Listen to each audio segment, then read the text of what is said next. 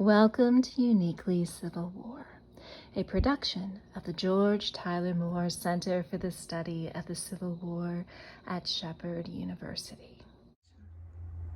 Welcome to Uniquely Civil War. I'm Dennis Frye. Today we're here at the Boonsboro Museum of History in Boonsboro, Maryland, right under the nose of South Mountain and Turner's Gap Battlefield.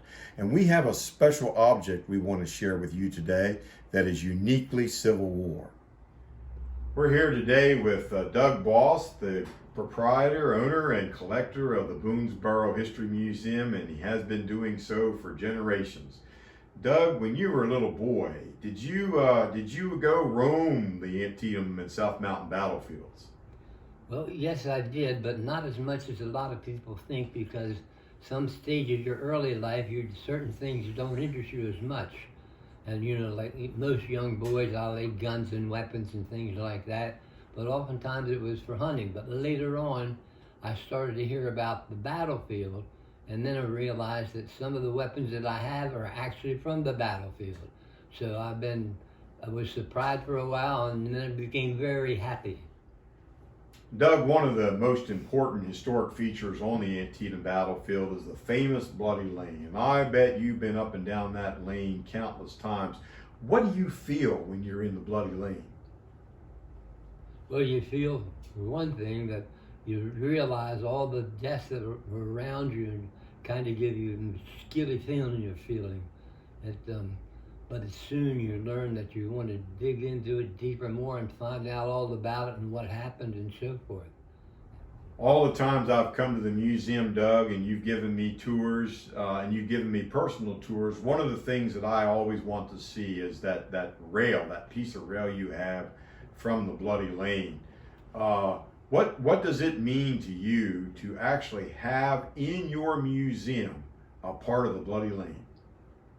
Well, it really means that you have one of the most important objects concerning the battlefield and everything. Because in Bloody Lane, you had these people all the time are coming, they say, I heard so much about this Bloody Lane, where is it? And it means a lot to me to have an object that is so important to the average public when they come to see this museum.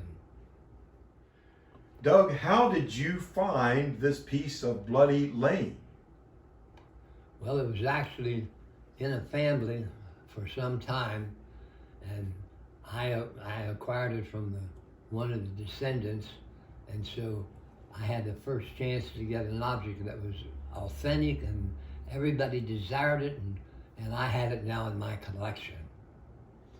You always have been good at getting materials from people that they would never part with it. They would never give it to anybody else. They would never sell it to anyone else. But when Doug Bast came calling, Doug Bast often left with that object. How did you do that? Well, I was lucky. That's the most important thing. But actually, oftentimes I would acquire an item and say, you keep it as long as you live. And then later on, when it passes on, it'll go to me. And that way I know I have it for the museum. I bet you've never seen Bloody Lane like we showed you today, an actual piece of historic fabric.